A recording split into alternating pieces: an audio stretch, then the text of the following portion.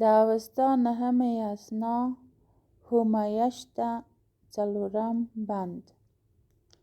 په دې بند کې د هومې بوټی زردکتر ته په خیالي دیالوګ کې خپل خاطرات بیانوي او هغه څوک چې په دې ځمکه باندې په لومړي یا په ویړي ځل میشت شو او د خپل اولاد د زیږېدو او روغتیا دپاره یې د هومې څخه ګټه پورته کړه ورپېژني او داسې وایي چې زه یعنې هومه په لومړي وار یو سړي د ویونښه یا وینښه یعنې ښه ویان په نوم ولیدم. زما په لیدو استوګنې ته تشویق شه، زه یې وموښلم او خپلو کډوالو ته یې زما څخه د ګټې اخیستنې چل ور زده کا تر څو میشت شي. ما هم د ده نوی ماشوم ورته روغ ځلند او ښکلی کا او پت یعنې نسل او نوم او نښان مې ورته ډېر کا. د ده څخه یو ښایسته د ښه اور او ښه تاو څښتن زوی وزېږېد د یمو په نامه. دا غوره یې زما څخه په نصیب شوه چې زوی یې وزېږېد، زوی یې هم وموښلم د ښې حاصل لرونکې کرښنې دپاره، ځکه د دوی کرښنه ښه نه وه.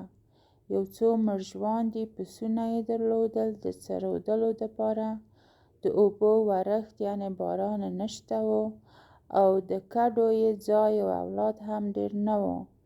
نو زما څخه یې د ښه باران او ابادۍ هیله درلوده. د څلورم بند د پارسی ترجمه پیل په کتاب کې. پس به من این هوم اشویی دور دارنده مرگ پاسخ گفت: ویونگهان از مردم نخست مرا برای جهان استومن فشرد. این پاداش به او بخشیده شد. او همداسې ادامه ورکوي. د دې بند څخه به یو دوې کلمې لږ وڅېړو. اول استوی ته یې چې لغتنامه کې بې له دې چې پارسي معنا ولیکل شي زن تفسیر یوازې په دې کلمه راغلی استومند، چې همدا زموږ د اوسېدو او من یعنې لرونکي ترکیب دی. د پارسي مند، د اوسېدا څښتن، استومن خلک، اوسېدونکي. دویم بل لغت چې لږ به پرې مکث وکړو ښایته دی، چې خشایته لیکل شوی.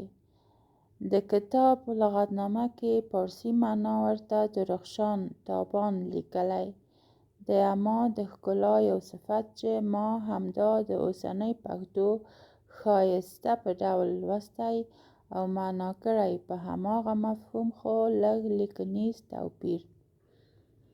دریم لغت پسو دی چې پارسي ترجمه کې هم اصلي پښتو معنا لیکل شوې گوسفند، چهارپای اهلی.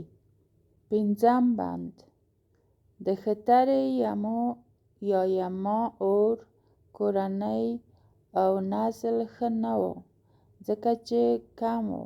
د ګرامه یا ګاورمه یا همدا د اوسنۍ پښتو کورمه د قوم، قبیلې او وړې ټولنې په معنا چې د هغو په ډېرښت یو کلی جوړېده نشته و. د کورنۍ میړونه یې نه وو یا کم وو او که وو هم د فزیکي زور خاوندان نه وو. په هسکو غرنیزو ځمکو کې یې کلي نشته وو. دلته 15 واړه او غوره څاروي د دوی سره وو چې روزل یې.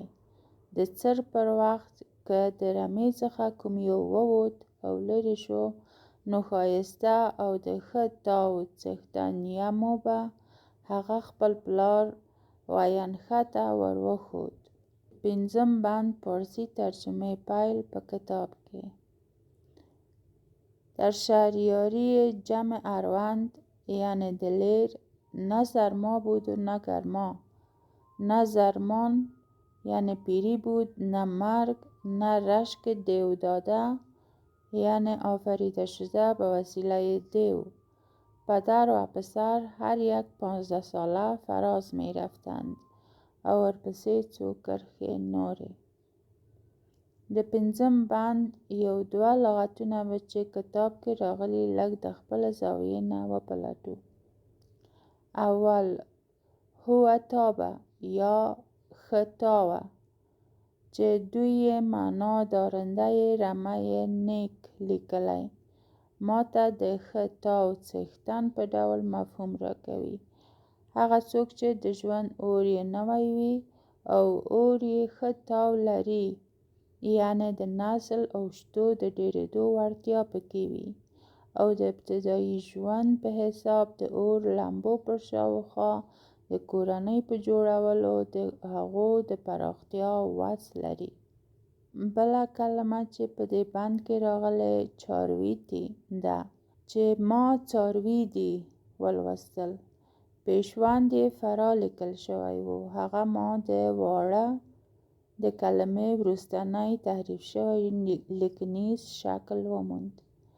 دلته په جمله کې هم منطقي راځي، داسې چې پلار او زوی یوازې 15 واړه څاروي درلودل چې څرول یې. کتاب کې 15 ساله فرا می رفتن معنا شوی، یعنی پلار او زوی دواړه 15 کلن ښکارېدل چې د هیڅ منطق سره سمون نه لري. شپږم بند به بل پروګرام کې راوړو.